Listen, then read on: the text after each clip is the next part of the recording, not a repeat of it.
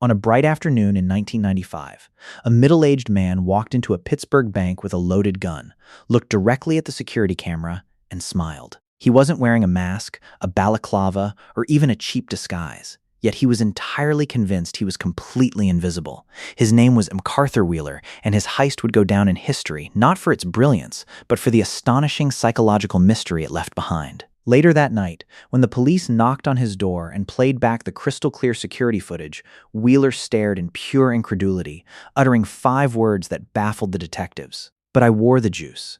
He had rubbed lemon juice all over his face, operating under the deeply misguided impression that since lemon juice works as invisible ink on paper, it would render his skin completely invisible to digital cameras. He had even conducted a preliminary test by snapping a Polaroid of himself, which came out blank, likely because he had accidentally pointed the camera away from his face or used bad film. When Cornell social psychologist David Dunning read about this bizarre arrest, he had an epiphany. If Wheeler was too incompetent to be a bank robber, was he also too incompetent to realize how incompetent he was? Could his very lack of skill protect him from the awareness of his own ignorance? This single question launched a landmark study by Dunning and his graduate student, Dunning-Kruger. Published in 1999, their paper uncovered a fundamental flaw in human self-assessment that affects every single one of us. It became known as the Dunning-Kruger Effect, the double curse of incompetence. To understand why this happens, we must look at a psychological concept known as metacognition. Metacognition is, simply put, thinking about thinking. It is your brain's internal quality control system. The ability to monitor your own performance, recognize when you are right, and admit when you have made an error. But herein lies the tragedy of the human brain. The exact same skills required to produce a correct answer are the very same skills needed to recognize what a correct answer is. If you are terrible at English grammar, you lack the knowledge to write a grammatically perfect sentence. But because you lack that knowledge, you also lack the ability to judge whether the sentence you just wrote is correct or flawed. You are hit with what psychologists call a dual burden. 1. First, you make mistakes and reach poor decisions. 2. Second, your lack of expertise completely robs you of the ability to recognize your errors. Instead of feeling confused or hesitant, you are left with the comfortable, highly confident impression that you are doing just fine. In their initial experiments, Dunning and Kruger tested college students in grammar, logical reasoning, and humor. Across the board, the results were staggering. Participants who scored in the bottom 25%, performing in the 12th percentile, estimated their abilities to be in the 62nd percentile.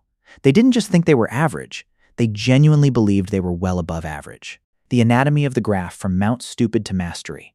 We can map this cognitive distortion onto a famous visual curve that tracks confidence against experience. Stage 1. The comfort of ignorance Mount Stupid. When you first start learning about a subject, whether it is day trading, nutrition, or playing guitar, you gather a tiny pocket of information. You watch a few videos, read a single article, and suddenly, the entire field feels incredibly simple. Because your circle of knowledge is tiny, its outer boundary of doubt is also virtually non-existent. You don't know what you don't know, so your confidence instantly spikes to the absolute maximum. In pop culture, this peak is affectionately referred to as Mount Stupid. Those who stop learning here maintain a false, aggressive sense of mastery. Stage 2. The crash, the valley of despair. If you keep reading, studying, and actually interacting with reality, something painful happens. You collide with the sheer depth and complexity of the subject. You realize there are variables you never considered, historical exceptions you didn't know existed, and theories that contradict what you thought was obvious. Your confidence suddenly collapses. You fall into the valley of despair, feeling completely overwhelmed and convinced you will never actually understand the topic. Stage 3. The slow climb, the slope of enlightenment. If you have the grit to push through the discomfort, you slowly begin to build genuine competence. But notice what happens to your confidence. It does not immediately shoot back up. Because you are now acutely aware of how complex the field is, you remain highly cautious. Stage 4. Quiet mastery, the plateau of sustainability. Only when you reach the level of a true expert do you regain a high level of confidence. Yet, you will rarely sound as loud or cocksure as the amateur standing on Mount Stupid. The expert's confidence is quiet, calibrated, and framed with careful reservations. The burden of expertise. This leads us to the second, highly surprising half of the Dunning-Kruger effect. The highly competent behave in the exact opposite way, systematically underestimating their own relative performance. While the incompetent suffer from an error about themselves, the experts suffer from an error about others.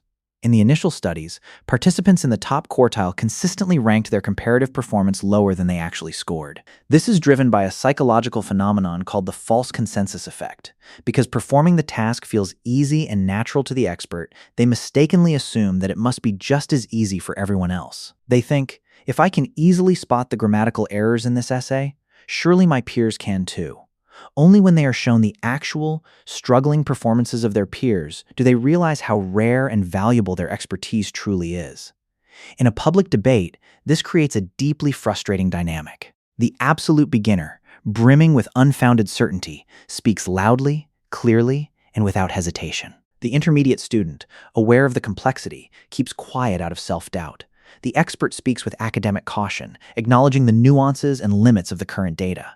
To a mass audience that cannot verify the facts, the loud, cocksure beginner often wins the popular vote simply because we are biologically wired to trust certainty over nuance. The high stakes of illusory superiority. It is easy to laugh at McArthur Wheeler and his lemon juice mask, but the Dunning-Kruger effect has devastating, real-world consequences. Psychological research has demonstrated this bias in critical high-stakes areas. Driving, over 88% of American drivers rate their skills as above average. A statistical impossibility that leads directly to reckless road decisions and unsafe driving errors. Gun safety. Gun owners who score the absolute lowest on standardized gun safety tests routinely rate their knowledge of gun safety as exceptionally high. Finance. People with the unhealthiest financial habits and the highest level of debt rate their financial literacy almost as favorably as actual financial advisors. Medicine. In medical training, overconfidence can be a matter of life and death. Overconfident physicians in training are less likely to consult reference materials, check guidelines, or seek vital second opinions. In one extreme case, an overconfident neurosurgeon maimed multiple patients and caused 2 deaths, all while bragging that he was the best in the state and that everyone else was doing it wrong. He is currently serving a life sentence in prison. Breaking the spell. How do you fix a blind spot that, by definition, you cannot see? If the first rule of the Dunning-Kruger Club is that you have no idea you are a member, how do we escape? Dunning and Kruger set out to answer this in their 4th study, and the results revealed a beautiful psychological paradox. The only way to make an incompetent person recognize their own incompetence is to make them competent. The researchers took participants who had scored poorly on a logic test and gave them a short training course on logical reasoning. Once these students were taught the actual rules of logic, they were asked to grade their own previous test performance. Armed with their newly acquired competence, they looked back at their old answers and realized, with complete shock, how awful their original logic had been.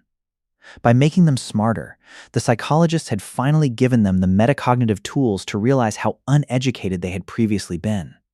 To apply this to your own life, you must commit to 2 uncomfortable practices. 1. Relentlessly solicit feedback. Our own self-assessment is deeply unreliable. You must seek out objective, critical feedback from those who are genuinely more advanced than you, and you must force yourself to listen to it, even when it severely bruises your ego. 2. Never stop learning.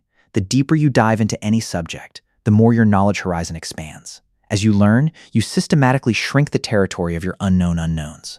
You move from the unearned arrogance of Mount Stupid to the deep, resilient humility of true wisdom. Socrates understood this over 2,000 years ago when he famously declared, "I know that I am intelligent, because I know that I know nothing." True intelligence is not about pretending you have all the answers. It is about having the courage to map the exact boundaries of your own ignorance. Stop defending your certainty. Close the browser tabs of quick opinions, step back from the comfort of feeling right, and embrace the clean, sharp air of curiosity. Go find out what you do not know. If this exploration challenged the way you view your own mind, do not just walk away. Feel responsible for the gap between what you think you know and what is actually true. Hit the subscribe button to join our community as we continue to tear down the illusions of human psychology. Leave a comment below. What is one area of your life where you suspect you might currently be standing on Mount Stupid? Let's have an honest conversation in the comments and go build a mind that is too wise to ever be cocksure.